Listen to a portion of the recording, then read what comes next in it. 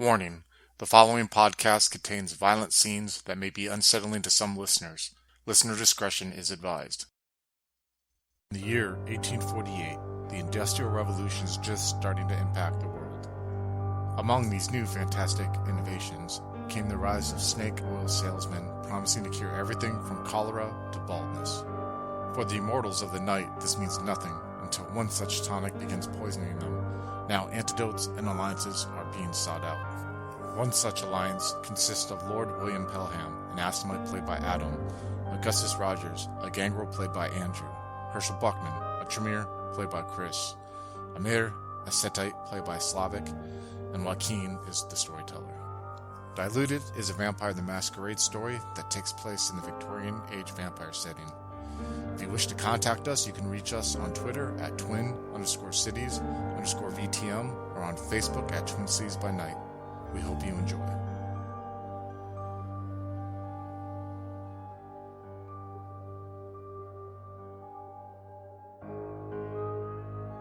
So I'm going to aura perception this Connolly brother here. All right, let me roll it. Give me a second. Well, it'll help. One success. So is it pale or is it regular? Regular. Everyone you see, is, aside from Amir, is regular. Okay. Well, that's a step in the right direction. All right, so I just turn on my warm smile. Well, my gentlemen, it seems we have found our servant here. Oh, I have Most excellent. Most excellent. I'll look at Rogers. Most excellent indeed. Whew. It's so nice to be out of the elements. Might I ask, who are you, and what are you doing here? Before we answer him, looking at the crowd and seeing how many people there are that have come in. So it's a bit narrow. It's a bit cramped in this particular area. So you can see about you notice the two men.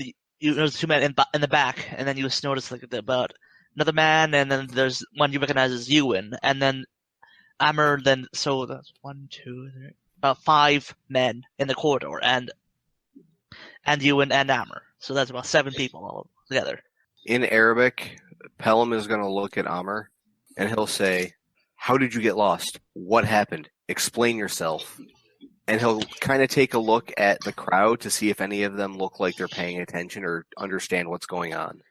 I'll give you that. You don't have to roll for that. No, at least none of them really understand what the heck you just said. Okay. So I guess I'll tell them that the snow betrayed me and that I didn't actually tell them anything. I just, pretended I don't speak English. Okay. Continuing in Arabic, but you're all right. Did they take anything from you? Have they threatened you? No, everything's all right. Well, I hope you don't mind. I'll help myself to some of this. They had alcohol, right? Some kind of alcohol somewhere. There's a bunch of dudes in the house. They had that in the alcohol. corner. Yeah. Hopefully you don't mind. I'll help myself to some of this. We'll pay you back, of course. Please, just tell me, who are you? Oh, my name is Matthew Couture. Is my name. And I look at Rogers, wait for him to say his name. I didn't come up with that. I'm just waiting. I'm going to let the Lord here introduce himself first. So you're hiding behind the drink, basically. Yeah. I'll look at Lord Pelham. Pelham will mutter some random things in Arabic to the effect of, "We're going to get out of here, but I hope you've been taking note of everything you've seen, Amar." And then he will turn to the people, and in English, "My name is Lord Pelham." Okay, Lord Pelham, might I inquire as to what brings you and your retinue here at this time of night? Yes, we've been journeying. I'm looking to expand some of my property holdings, and this is one of the regions in which I was planning a few purchases. We got lost while traveling about. Oh, where are you from? East. Parts east. It's a rather indefinite question considering the number of estates that I own. As you say that, you don't give me a perception empathy. Difficulty 6. But at difficulty So that's 6, 2 successes. 2 successes, yeah. So as you note, as soon as you say, I have multiple estates, then you notice a couple of men in the back just sort of glare at you, oh, I see. They sort of just start glaring at you. Okay. Okay, I don't want to metagame. But would I notice any, I'm obviously paying attention to the conversation as it's going right now. Do I notice their reaction by chance to him saying that? Or You also give me a perception, empathy, difficulty. I'll say 7, just because you're having a bit harder time empathizing with people. oh yeah. Well, plus I'm not I'm not connected like he is to the conversation. Well, You can roll 2 dodgers if you want. Well, I just wanted to also offer my introduction. I let the Lord go first. I was just I'm his stable hand. I'll just Noah Evans, generic English name. You got 2 successes, right, Chris? Yeah. Their reaction is it saying to me that they don't like wealth? They're looking at him like the bourgeoisie kind of look, or are they? Like, yeah, but too. It's rich only like Englishmen? it's just like they don't like when they as soon as they hit the accent, they don't immediately hate him. As soon as he mentions the wealth part, that's like, oh, that was a trigger. I kind of just subtly acting like I don't notice, you know what I mean? But I subtly throw in the conversation. Lord Pelham is too humble. He also has been known for giving a considerable amount of his wealth, I would say, to the needy and to the hungry and to those who are suffering. I think he like a good believer in our glorious Messiah and church, he believes that to brag about charity is something a man doesn't do, but I will gladly brag on his part. And I just kind of smile and pat him on the shoulder, reassuring. I'll turn to you and nod. So this is no suitable place. Come with me. But we have more suitable seating elsewhere in the manor. So Ewan just sort of like gestures for you to so he can lead you on to lead you. I take the bottle with me. All right.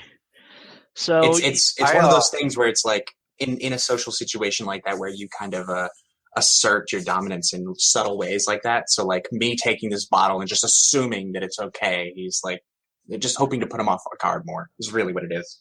All right. So I'm going to do something out of the character of my character. I'm sorry, I don't mean to interrupt you, but I'm going to reach down and just squeeze Pelham's hand gently, like reassuring, and look at him and smile and turn and follow these gentlemen.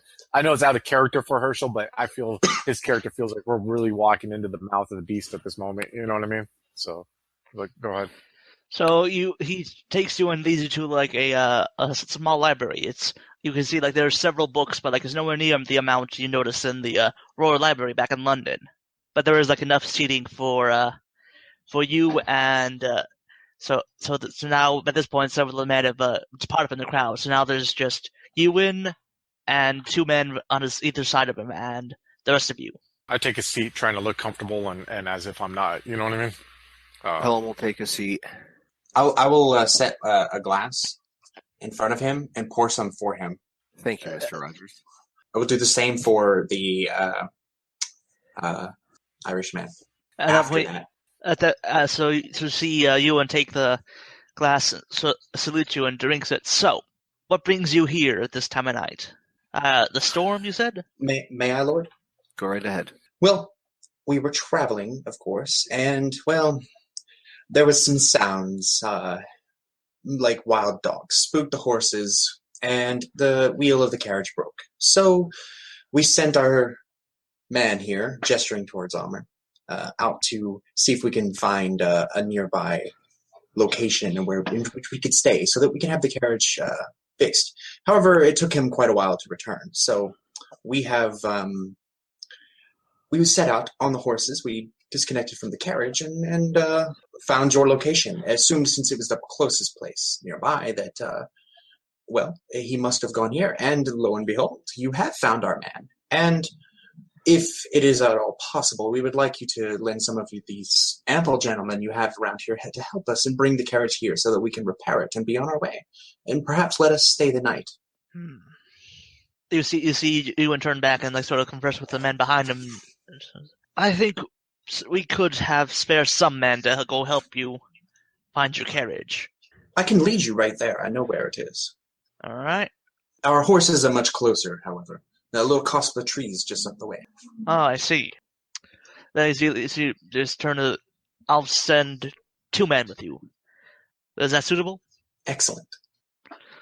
All right, be careful though. Like I said, their farmers have been lost some livestock to wolves lately. It's a bit of in this part of the country.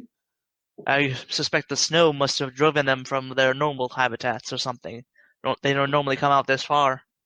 I thought they were all hunted. Who knows? Man marches forward and nature is left behind. Yes. So- I'm gonna take advantage when he does leave.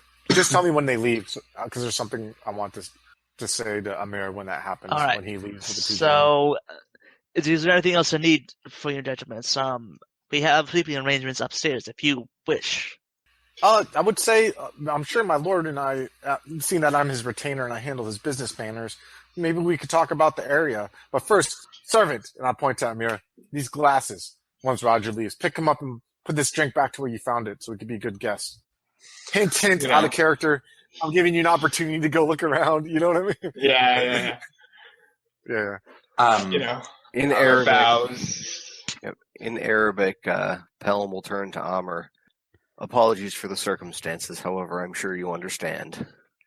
Yeah, Amar will say, the servants of the temple feel no shame or humiliation, or something to that extent. And I'll take the first opportunity I can to leave with the two, whoever he's offering to come and help with me, so that they can do their part here talking to these guys, and I split them up. Yeah, if this is me and Pelham talking to whoever's left in the room, I just kind of want to start like a gossip session, to be honest with you. Oh, did you hear about how in London? And just see if talking to them, interacting with them, I can find out personal motivations or, you know what I mean? Anything to that extent, kind of keep them occupied. So I guess if you want to do that, Hershel, then I guess that would be a roll. If you want to do that, what would that be? Manipulation. Say maybe and subterfuge, expression, either or.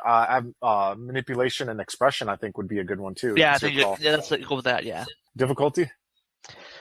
Okay, so difficulty 6. 1, 2 successes. So what are you trying to do? Like, what are you trying? Anything specific you want to trick out of them? I'm gonna start. I want to pry them.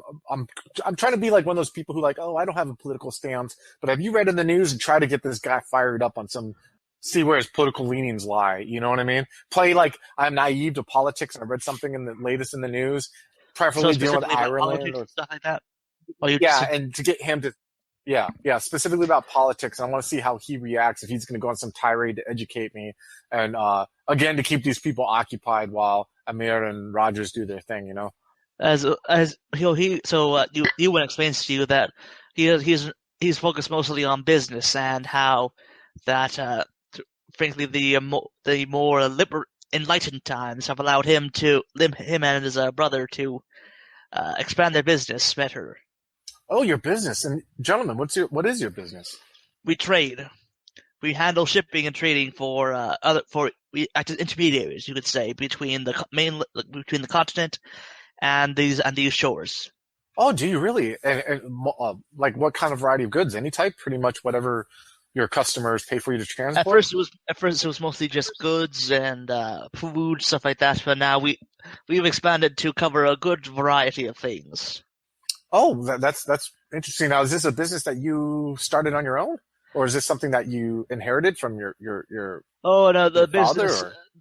Our father started this business several decades ago, and me and my brother took over about 10 years ago. First it was mostly just in our local shores of Ireland, but then we branched out and came over here to England. Ireland, such a beautiful country. I've heard nothing but glorious and wonderful things about it. Lord Pelham, have you've done some travels in Ireland, have you not? In my youth, it's been quite some time. Then you don't know about what's going on right now. Have you heard about the famine? I have not. I do not know this famine, no. It's been hard it's funny almost. It's the only thing people talk about back home, but here, very little of it. Very, very little. You just hear them talk. Apparently, the crops failed. There was a blight. Very big blight. And, quite frankly, Ireland is not doing good at all. There's a lot of trouble. You see them just sort of break off and just sort of like sort of like his eyes begin to wander a bit, just sort of like tear up a little bit. You just see like it's clearly affecting him. My good sir, sometimes we forget how hard others have it. Lord Pelham here has tried to combat many sorrows that this world faces, and oftentimes, I think, to our own fault. Good Lord, I look at Pelham. We often think within our own borders. We don't think too often outside of our borders. But the good Lord has often looked at other ways to be charitable, and I think this is maybe one thing that we could do. Maybe there is a reason why we have met this gentleman, Lord. So you, good sir, could probably use some of your wealth to help these that are starving and Ireland. I kind of look at Pelham, like awaiting a response from him. Pelham will nod. I do have some philanthropic leanings. Please tell me more about this famine. Yeah, so folks back home have started to call it. You hear him listing saying a term in Irish, which in English means the Great Famine, and it's frankly no one's ever seen anything like it. This magnitude, it's frankly it's horrifying. It's so many crops failed that so many people. There's so many have gone out of business. Some even I've heard of even some have starved. And what do you think has caused this? Blight, I told you. Well, I understand, but what has caused the blight? I don't know. I have my theories, but like I said, I'm not a farmer. I cannot state with accuracy the causes behind. I'm interested in these theories, though, because I honestly am uneducated in such matters, and I find this to be a rather fascinating yet sad and tragic topic. It would put me at ease to know at least a little bit of what you think may have caused this. So, what business are you in, and how might that help us? We are in the business of real estate. I'm the retainer here to Lord Pelham. I handle his business matters, and like I said, Lord Pelham here is charitable in many ways, even though he doesn't like to speak of it in public. And we have constantly tried to find ways to use wealth that he's inherited and he continues to make in real estate in ways of doing good causes and returning to this great world of ours that we have been blessed to be successful in, I would say. Land is something we have plenty of in Ireland now. People are just leaving in droves. I know many have already left for the Americas. Others have gone fleeing here or the continent. It's an exodus. Mass exodus out of the country. And is there no one there providing consignments of wheat and other food substances? No? We try to help each other as best we can, but there is none from outside. None. And good sir, have you tried to combat it? In what ways have you tried to combat it and stop it from your end? We have tried to expand our enterprises. We tried to set up charitable organizations. We have tried to beseech some of our higher placed acquaintances, but there is sadly only so much we can do, and we have had to look far wide for help. Oh, how far have you looked? We are men who travel quite a bit ourselves. We met some acquaintances in Dublin who pointed us towards some rich nobles out in the continent, somewhere east. So I forget the name. Somewhere past Prussia, I know that. Oh, look, good sir. In your youth, you said you traveled the continent. Did you happen to go east? I've always heard wonderful things of the East, mysterious and rich in history. He'll give you a bit of a glare, but he'll take a deep breath. Yes, I did indeed spend quite a bit of time in the East, thanks to my studies. I'm very familiar with the various lands of the Arabic regions. This is so exciting. This is so wonderful. We are here in this cold night, keeping each other company and warm and to think that we have so much in common. I just kind of pat Lord Pelham's leg as I sit back and look around the room. And did you find any help from the East and any nobles who were willing to help you in this cause? Some. And is there any way that they helped you that we too could help you, maybe? Perhaps. And I'm going to aura perception this guy because I could see he's locking himself up a little bit. You know what I mean? Let's see, doors closing. So I kind of want to see if I can get a read of him right now. All right. Give me that cool, perception, empathy, or whatever the role is. Yeah. Yeah, Pelham will do the same, actually. Yeah, because he seems to be very tart with me. I got 2 successes So I get to see his color, or I get to see his shade and his predominant color right now. Yeah, And- zero So successes no for successes Pelham. for Pelham and 2 for you, Hershel. So with 2, you can Yes. see that you see that he's clearly starting to become suspicious. Like, so Okay. these strangers come out of the storm out of nowhere, Okay. and they're randomly offering me to help me. So I'm going to switch the subject. I'm going to change the subject to charitable things, but things that we've done locally, and just kind of be like, these are things that we've done to help people: orphanages, soup kitchens. You know what I mean? Adoption. You know what I mean? And so, and I'm going to even try to like play into how I was helped by a similar adoption, and how like Pelham's father adopted me, and that's, you know what I mean? I'm trying to like, So you're trying to turn it like back segue around. the conversation away from prying into him and more about you.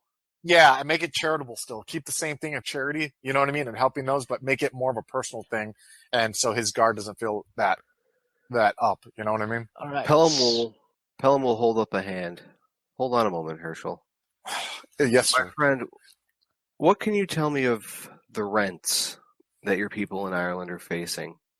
Same as they've always been, but due to the blight, many can't afford them anymore, and as a result, quite honestly, if you can show, honestly, it's gotten so to the point that if you could just show that you can pay them back, they'll take any kind of loan, but as long as you pay it back. If you can't, then you are into the poorhouses with you, into debtors' prisons with you. And do your men here have families in Ireland who are in such dire straits? I'd say it's hard to find a man from Ireland who doesn't have family in such dire straits. Since you have been kind enough to take us in during this storm, I will ask that you prepare a list of the names of your men, their addresses, and the addresses of their family, and I will see to it that consignments of food, warm clothing, and some rent relief make their way to them. I see. It might take some time. We have quite a good number of men under our employ, and my brother is away with the brother is always the one better suited for bookkeeping, and he is away right now. Well, please then, when you have the opportunity, Pelham will write down an address in London, have the list sent to this address, and I will make sure that all matters are taken care of. And then I'll switch the conversation at that point, and I need to think of what my next step is going to be. So if you want to switch to All right, the so other yeah, two players, Amar or Roger, which one do you want to go first? Go with Rogers first. So, 2 guys coming with me, right? Yes. You see, like one of them has like a rifle slung over his shoulder. It doesn't have a bayonet on it. And it's clearly slung. As we're leaving, I'll just kind of politely. So, what are your names, gentlemen? The one with the rifle says Patrick. The other one says Sean. Okay. Well, I wish we could have met under better circumstances, Patrick and Sean. But I'll show you the right way to these horses, and then what do you suppose is the best way to bring the carriage out here, considering the wheel is broken? At that point, Sean basically goes, so is it just the wheel, or is it something the axle? He goes into like detail. It's like he clearly knows his way around carriages and stuff like that. Oh, well, I'm not an engineer. I'm a horseman. I don't normally deal with the that side of things. So I'm mostly race horses. Oh, I see. Well, we'll have to see. We'll have to look at it and see what happens. Because unless I know exactly what's broken and how it's broken, the solution to it might vary. Yes, of course. And so I just kind of keep conversation going on with them as we get to the horses where they are. Just the 3 that we had. Do they are they still there? Yes, you tied them up. Okay. Yeah, They're okay. a bit cold, but yeah, they're still You there. never know. Here they are. We weren't quite sure if there was anyone hospitable in the location down there, so we want to make sure we left our horses here. Oh, I see. And no offense to you, gentlemen, of course. None whatsoever, sir. These are trying times. You should see Ireland. It's far, far worse. Is it now? Yes. With so many people losing their jobs, it's far easier for some to just to rob what meager others have. It's hard life over there. I'm afraid I don't leave London much these days. I don't get a lot of news about the countryside. Very few outside of England, very few outside of Ireland do, it seems. And at that point, you notice like there's a bit of an edge to his voice at that. I'm sorry, I didn't mean to cause offense, if that is what I did.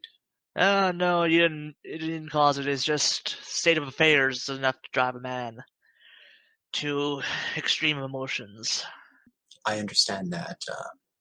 When you're trying to take care of yourself and your family, of course, must be rough. All right. So you're at the horses in the woods right now? I guess so, yeah. Are we? Yeah, so by this point you made it, and give me a perception alertness roll. Difficulty 8. I have careful. Is that a play? Yes. Well, it's okay. I didn't get any successes anyway. So you don't notice anything. Nothing unusual. So untie the horses. So we can take these.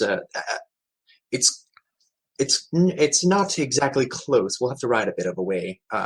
Again, I said there were maybe some maybe wild dogs or something that spooked them. So don't worry. Don't worry. Even if there are beasties, don't really come around here. Okay. So what I want to do is lead them sort of in the direction we come from, but like not.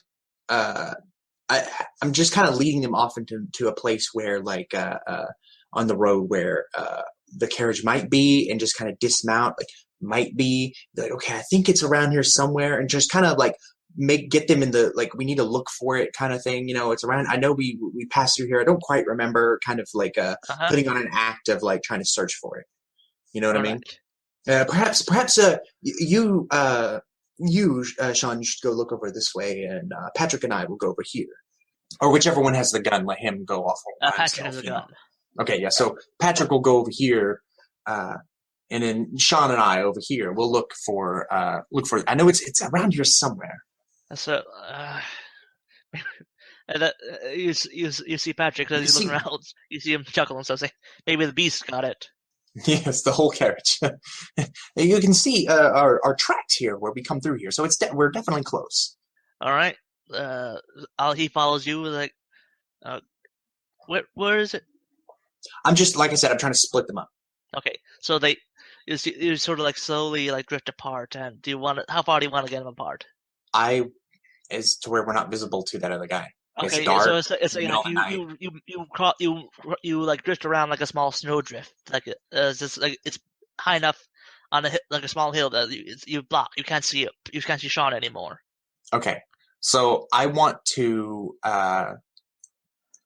catch this guy by surprise and grab him and bite him whenever he's like when we're looking around and just kind of like quietly up behind him, just. Okay, I feel like so. Give me so that would be. And before I do that, can I spend like a point on dexterity to blood yes. so that I can be a little bit easier at grabbing and all that? So would you still have the strength, the blood pool strength from earlier, or no? That's up to you if that's like a full scene or not, because it lasts. I'd say that it's been long enough. Yeah, you don't have it anymore. So now you have a 3 in dexterity. Back it down to a 2 in strength. Can I just do both, one and then grab them? Yes, you can.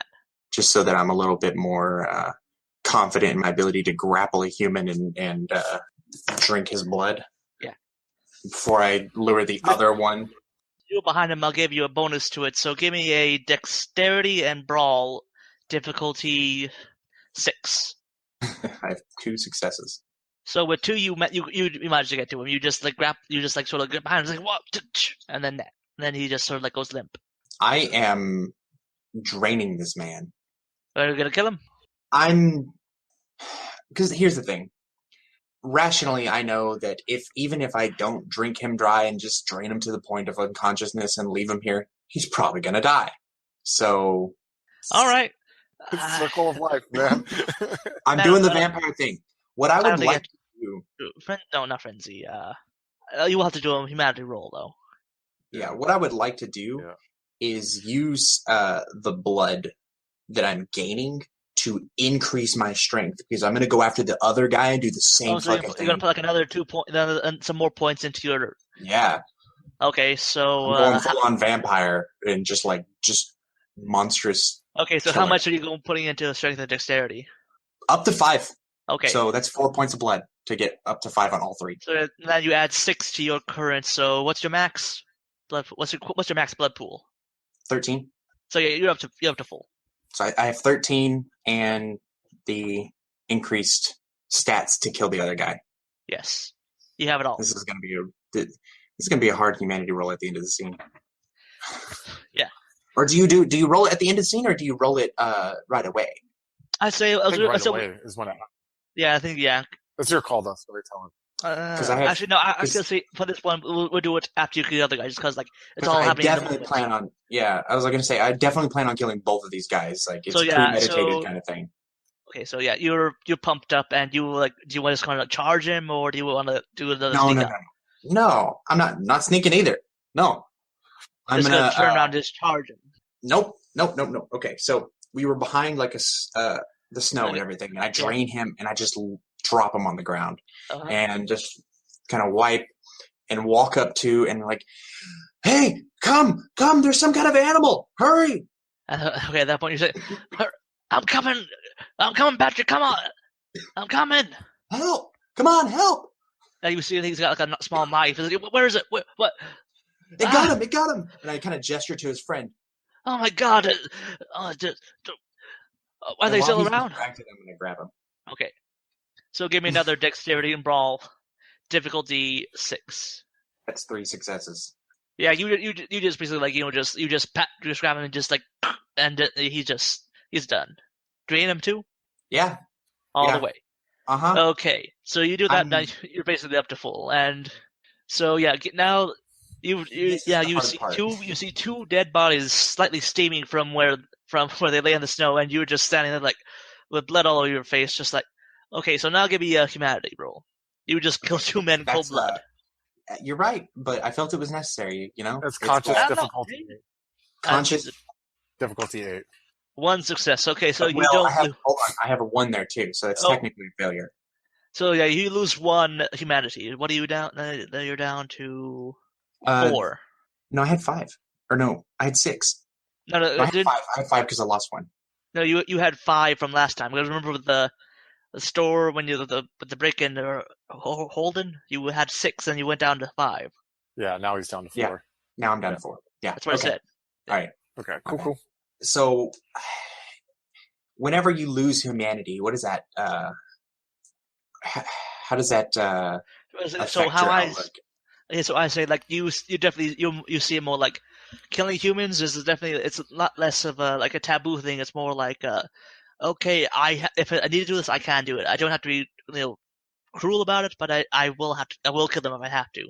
Yeah, and that's kind of how I felt about this going into it. Was that like we are trying to survive, and I felt it was it's crucial we figure out what's going on, and we may be in a tough situation here coming up. And I felt like these guys they're just in the way. It sucks to be them, All right, so yeah, you definitely just put morals set aside them for survival at the moment. So yeah, you got that going on for you. Hello, folks. Have you ever wished you could have an easy way to find gameplay videos and podcasts, or just media in general that deals with your favorite White Wolf role-playing games? Or have you ever wished you could find a forum to share gameplay that you have recorded, one which wouldn't be drowned out by random posts and discussion, so that your media could get the attention you want? Well, we have the answer for you in a Facebook group we run called White Wolf RPGs Gameplay and Media. The group is specifically ran with the sole intent of it being a one-stop shop for people to view or share media involving the games we all love. We take thorough steps to ensure the page does not become cluttered and is easy to traverse. We are currently over 1,000 members strong, and we are continuing to rapidly grow with new media being shared every day. Stop on by. We hope to see you there. High Level Games, the industry's first choice in taking your games to the next level. We are a podcast blog and new media network at highlevelgames.ca. We have blog posts about all of your favorite games going up 5 days a week, and a podcasting network with actual plays and shows that discuss role-playing games, with more rolling out all the time. We are on iTunes, Twitch, and YouTube. Find out more information at highlevelgames.ca, a site that certainly isn't controlled by a shadowy board of directors of otherworldly origin. That's highlevelgames.ca. Please, help. They're coming.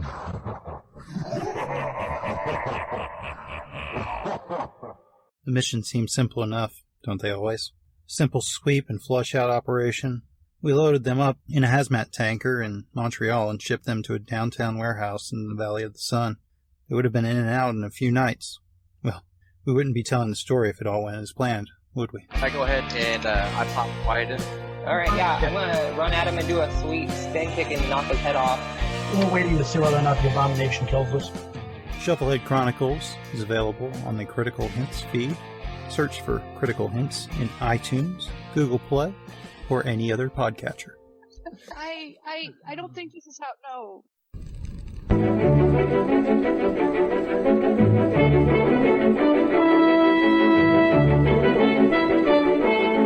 The Los Angeles metropolitan area is constantly growing and changing.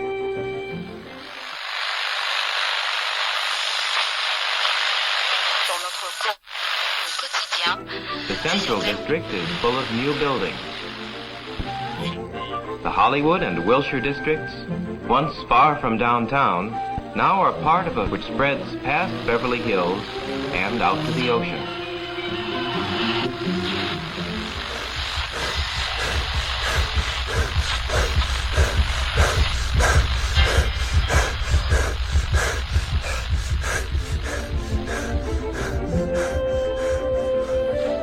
But why is all this going on in Los Angeles?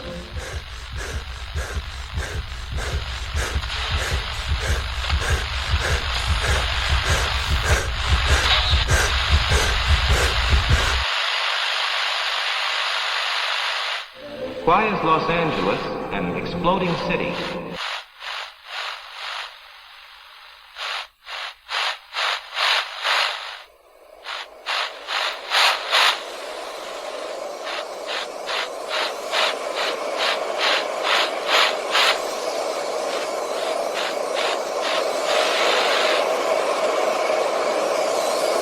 Neon Masquerade. The Demon's Mirror. 13 Candles. 3 Chronicles running through the undead veins of the City of Angels. The Esoteric Order of Roleplayers Actual Play Podcast invites you to drink deeply. Go to eorpodcast.com and search the Duets tag to find out more.